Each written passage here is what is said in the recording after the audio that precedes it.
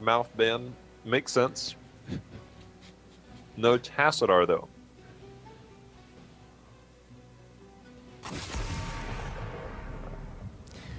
Well, now you run the risk of giving up Vala.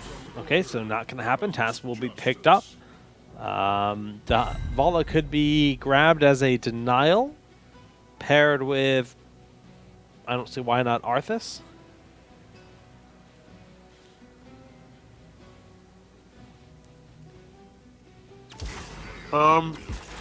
They're going to go Arthas. I think they're definitely giving up Tas Vala, which is pretty scary, especially because Arthas can sit there and be poked down. The good thing for him is that he does have Rhyme, which is his version of block at level 1. Actually be a little bit surprised if they don't go Vala here. You could go Vala ETC. You could do a lot of things right here. I think Vala being probably one of the higher prioritized heroes that you could go with. I would agree. Too much harmony with the Tassadar. You get the lane clear, the safe rotation, the vault away from the Howling Blast. Really no downside to the hero, but they are going to go for that early Johanna and the Lucio. So Lucio Tassadar are going to be very support heavy. I love Lucio on this map. Time for Asmodean. You think so? No, I'm kidding.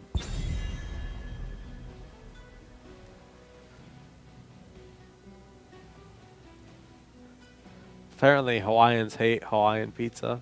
It originated Coming from Cali. Twitch chat, you can never trust No, Twitch Twitch chat is always right, Jay Howe. You're right. You're right. I've seen Twitch chat say so many things over my my lifetime of casting esports that Twitch chat is definitely always right. 100% I think you're of the offline, time. by the way. What's online? I don't know. My stream died. Okay, never mind. It's back.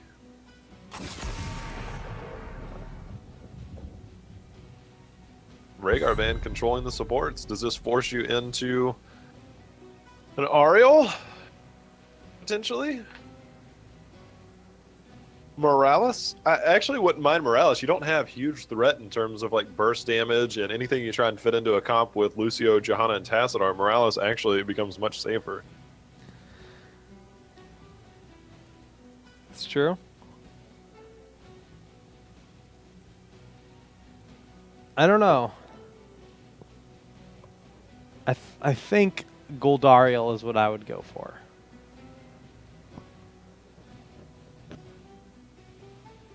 This guy's is in fact the current live patch with Probius banned.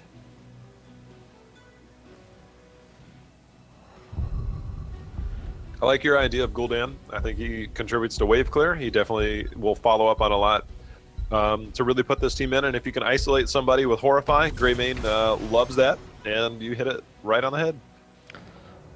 Goldariel. Now we're going to actually see what kind of damage LFM wants in their draft. They've got all the sustain in the world, but now they need to drop the deeps with their beats. Vala has made it all the way here. Seems like a good pick. And they're not even going to take it. They're going... 0 assassins. Who needs them? Yeah, I mean, Azebos. He counts. These drafts, there's some drafts tonight, man, that are just... I'm trying to wrap my head around them.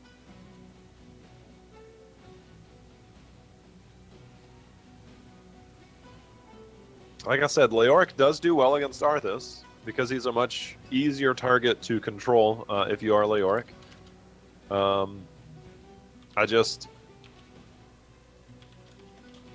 don't know. They're playing super late game. That's for sure.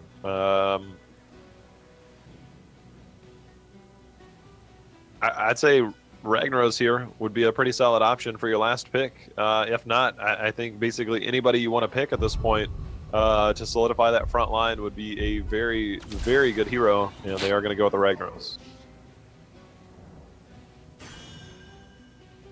All right, well, there's a lot of power on this team, especially Ragnaros in this map. Ragnaros and Gul'dan defensively, like their composition is beastly. Front line not as strong as their opponents. Of course, the rushdown potential with the Leoric charging in, but there's not a whole lot of DPS until they get that Archon. They lack a lot of damage. Yeah. I'm not even 100% sure what to say. You can play the objective. I mean, Nazebo, Tassadar, Leoric, Johanna will all play very well, but when it comes to team fights, you're not exactly bringing the damage. I mean, if you get to level 20, which with these two compositions might actually happen, Leoric, even if he dies, it's not a big deal. Tassadar shields, Nazebo, if he opts to go Superstition, which I think will probably be the better choice. I mean, he could go Ice Block to avoid things like the Sulfurous Smash. Johanna should be fine. That's a lot of ability damage, though, for a newly worked Johanna. So, I don't know. These drafts tonight, some seem normal and some just seem a little crazy.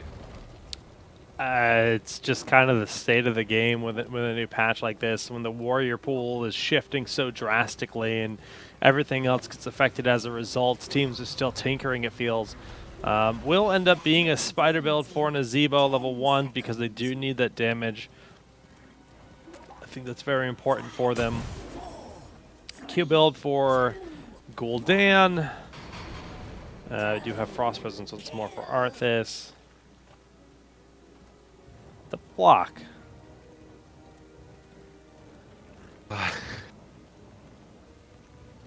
Why not? Why not?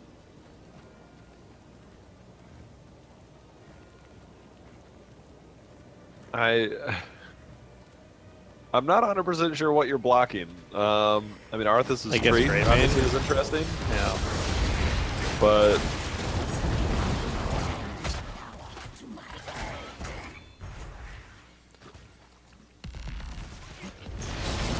Alright, so this is going to be our 4-man rotation. It should be pretty solid. Leoric matching up against Ragnaros in the bottom will be probably pretty unassuming.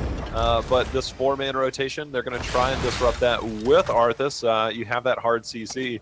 I mean, that's the other thing. I mean, you'll get the Entomb from Leoric, but in terms of like that hard lockdown CC, LFM has 0. So we'll see exactly how that plays out in the long run. It's true. I mean, I think when they get to level 10, it's going to look a little bit better. Zombie Wall and Entomb is a lot of good space control. But yeah, they can't even consider just that snap stun on anyone. A good juke there on the Howling Blast, trying to put some damage onto Battery. Condemn keeps him in place a bit longer. Even that, just the little charge from Tassadar over the wall, keeping them slowed down, helping them out a bit there. Hecarim doing very well versus Homicidal in the bottom lane. There's that Drain Hope, and it works out really well. So right now, Leoric controlling that lane will rotate up and back around. We'll see who gets control of the turn-ins. If you can double up on turn-ins pre-10 or right around 10, things are going to work out really well for you. Ishbu using his Iron Skin. Battery got to be a little bit careful. The slow from Tassadar locking him in for a moment, but the heals from Ariel will keep him alive. We're going to see a pretty passive 4-man rotate between these teams. Again, there's just not a lot of damage on the side of LFM to really engage, but somehow their health bars seem to be higher. It's tough. Against Lucio Tassadar, it's a lot of sustain. Johanna can really take a lot of punishment in that front as well, especially being able to throw up blind, denying a good bit of the DPS from Grayman in particular. So, but all things considered, it's just 4-4. Gem collection is identical in this game. No one has turned in a gem. Well, now Battery has dropped off 13. As I say that, All right, so super late game is LFM. All right, 57 out of 100 stacks already on the spiders for Nazebo. And he also went Big Voodoo at level 4, which increases the health and mana bonuses from Voodoo Ritual by 100. And so by the time you get 20, you'll have a lot of health, a lot of mana. Homicidal, just trying to pick those up. But you get that extra poison damage. And then furthermore, Scion Fusion for Tassadar, after hitting 1,000 enemies, you increase the damage by 20%. So that'll be kind of a big deal. Later, and by kind of a big deal, I mean it's still not an assassin. Not an assassin, but you can't really take Archon form lightly. And these, like you said, both those heroes will definitely be powered up a bit from that. I'm curious if they'll spec into Psystorm any more with this style, just to try to get you. I mean, we're talking about their kind of lack of CC. Bringing some CC in with Psystorm could be nice. 7 still a ways off, though. 15 to 19 turned in. Both teams could threaten a Webweaver, respectively. Yeah, Ishbu holding on to the majority of those. He's basically at the front line. He goes in with the Condemn. He goes in. It helps the team clear because they have a pretty good clear comp between Tassadar and Nazebo. So go in, clean up, grab gems, walk out. So far, a lot's going to rely on him. So he might actually try and sneak down potentially to the bottom turn in to try and get that, see if they can throw them off during the rotation. But right now, this has to be interrupted, and so Tassadar are able to do that. Graded, locking in. It's just both these teams are locking each other down without really doing much. Lutano actually canceled his own channel, and that's going to end up being an LFM turn in here for the Webweavers. First one of the game, 7-7. Taking a look at those talents. Nice little cutie, spiders. Nothing crazy. Conviction will be nice, though. Conviction plus Lucio should be interesting.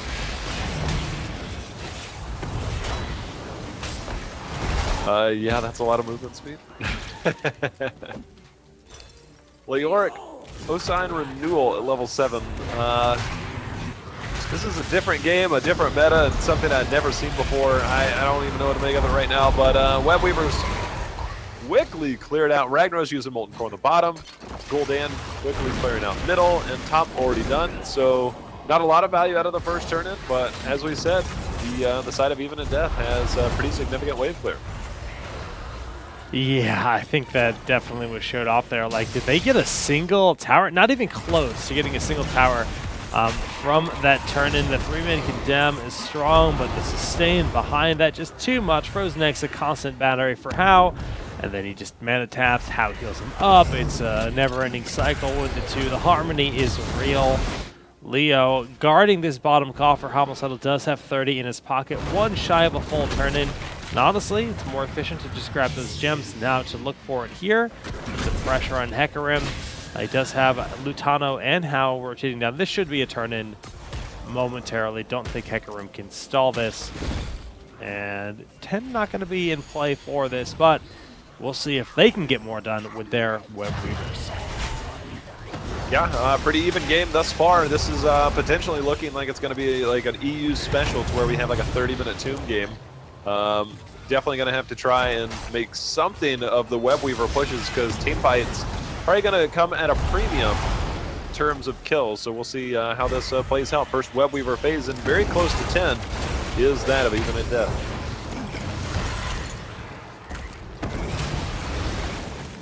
Good Howling Blast just to keep them, you know, at bay. Fully for the zoning utility. Taking up this tower should mean level 10. And already the Webweavers have done more. Tassadar doing his very best to sustain this. Bottom also going to lose a couple towers here from all those minions making their way in, and lane clear disparity, well, showing exactly how it is important for this map.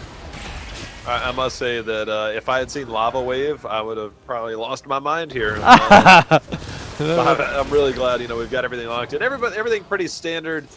You know, the Spider talent is done. The Psi Infusion talent at 729 stacks. But first, we've got a Crystal Aegis being used, followed up with the Zombie Wall on his own teammate. Ish looking for that turn-in. Now Gargantuan will exist for another 4 or 5 seconds. He does give them a lot more control of this space, even though he's rooted to this corner. Now he's gone. Good zombie wall. Ish going to try to stall this out. That's not enough gems. 14 in from Leoric. We can see Homicidal's trying to drop off his 23. A lot of quest talents in this game. Incendiary Elixir at level 7 was completed as well, so the cooldown onto that will be significantly lower. Hecarim J going in, taking a bit of damage. He did not go Heart and Bones at level 4, so he's going to have to proc that a little bit early. But at the bottom, the gems were turned in, so second Web Weaver phase will be coming here for LFM. Battery taking tons of damage, now popping that Army of the Dead. 100 HP remaining, but he does stand strong, staying alive. These little... Are they dragons? Those green ghouls look weird with this skin. But yeah, they heal him up so much. Already topped off to full, but that is a cooldown to consider. Homicidal also spending a cooldown. Notice Sulfurous Smash, but not enough to save his life. Well, that'll be where they look to find their engagements. You know, Nazeebo actually has done a significant amount of damage. Obviously, the spider talent at level 7 means more spiders if you hit only one hero, and so far we've seen that a couple times. So the spider's definitely doing work thus far. You can lock somebody in and pick them off, and so nicely done. That is our first blood of the game, Jake, 9 minutes in. Yeah, it's a good pickup for them. Definitely been a slow and steady type of game so far. That Web Weaver still has half its HP, so Ragnaros has to respond to it. Don't think he's going to have to use Molten Core, but it does give them a 4v5 situation here in the mid lane, so they're starting to tear structures down to the best of their ability. Getting some work done. 13 and picked up first here for the side of LFM. And they're just kind of backing off, thinking about their options. Burning Rage, essential here, more lane clear for the team. It's actually going to be Superstition for Nazeebo. Yeah, I mean, Gul'dan, Ragnaros, pretty heavy on the ability damage, including Greymane, who went cocktail build. So that means he's going to have a lot of splash damage from those. And so I think not a bad pickup for Superstition there. Hard style also, you've got so many walls here, so the armor is something a lot easier to maintain on the map, like Tomb of the Spider Queen. Top lane does not have a fort. They are charging in Dimensional Shift. A 30-second cooldown has already been used, and they're looking to pressure in towards the top keep. This is the lane where the boss exists, a very viable lane to open up for the late game.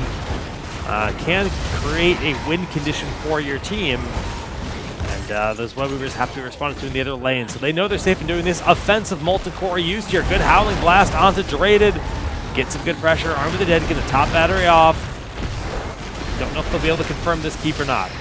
If they lose this keep, this is a really big loss very early. Leoric and Johanna finally decided to hearth and come back. It looks like they're going to be able to hold, at least for now. Look for the Entomb, though. The setup is there. They're going to follow up the damage. Blessed Shield is hit. Crystal Aegis has been used. Soy taking a bit of damage on the backside in that Archon form. They're continuing to go in. Battery trying desperately to walk away. The Spiders are... Oh, they do confirm the kill in the end. All right, the one kill, but it's on Arthas, so that means their front line is heavily weak, and Frozen X trying to stay alive as long as they can. Lutano going in the back with the shields from Tassadar. This is suddenly a keep call that ends up being a triple kill for them, giving a boss opportunity for LFM. Yes, the mid fort is low. Yes, the bottom fort did go down, but the experience is in favor of LFM. They have exactly enough gems for a turn, and with a boss behind that, very expensive call there for Even in Death. Expensive is going to be the key word, because the fort will go down to the top lane. They should be able to double up on the gem turn-ins. Tassadar, he's going to fall back. That way they can get more value out of the bottom lane push. He's going to clear that up.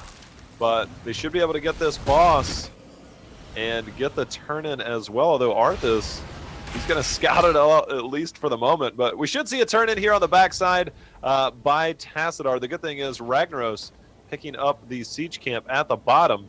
It's going to be Lucio turning in. But the siege camp is actually going to hold the bottom lane very well. So middle and top are going to be the only valuable lanes here. Yeah, that camp is really good for them in that regard, but man, this is going to be a hard hold boss sitting at about 70% of HP. They tear down the fort. This will already be pressing through the wall, actually should have a keep tower down before the Web Weaver is in play. Rag potentially going to cast multi-core in the mid lane. Check the cooldown on that ability.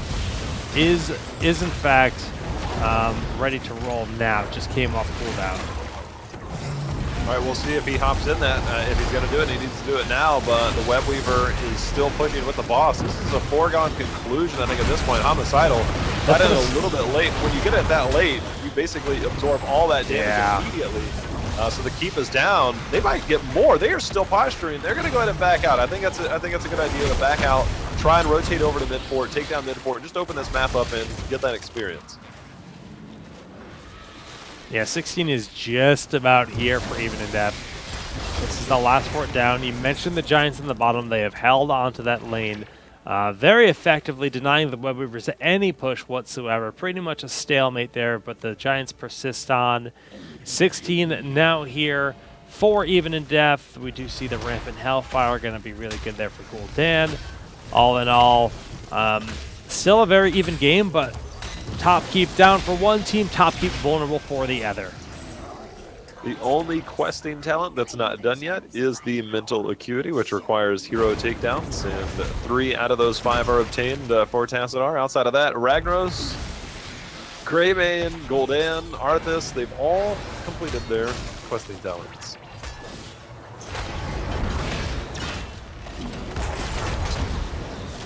Well, we'd see the camps just kind of being cleaned up. I think even in death just kind of want to poke down this fort to try to get themselves a little bit more XP. You can look at the experience contribution from structures. That 9K is a nice fat number here, considering they do have the entire keep and all the towers around it down to the top lane. But this will help them out to even the odds. Battery taking a lot of DPS Gargantuans out. But surprised. They probably could have entombed him there to secure the kill, but they're going to be able to walk away for that. Fort has 338 HP. They're overrated.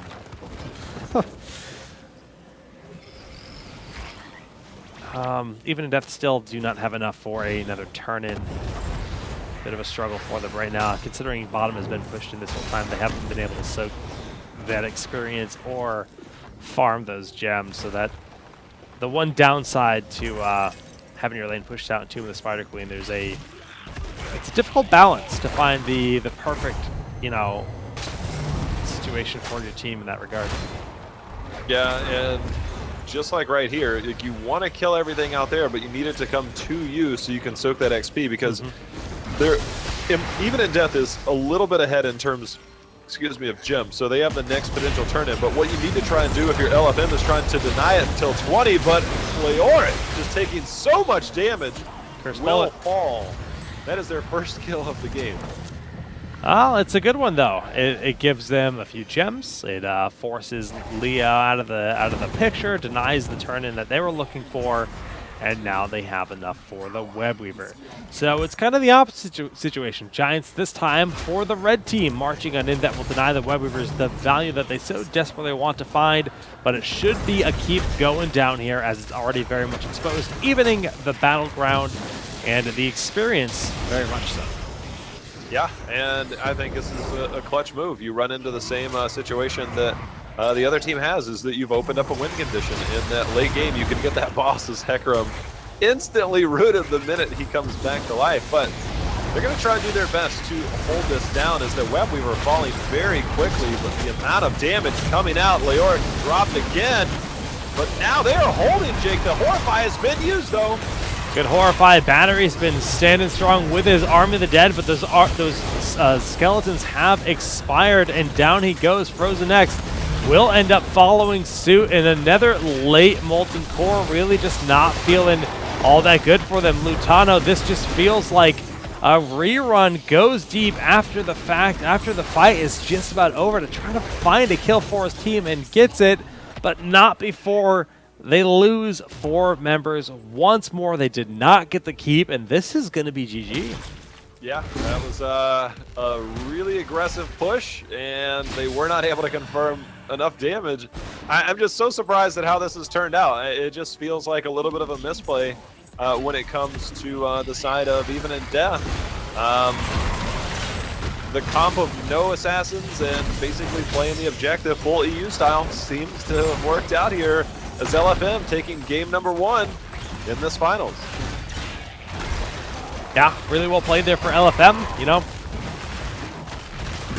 they found their opportunity. They came back. Even in depth, got a little bit greedy, trying to make that keep call with, was it the first turn-in of theirs?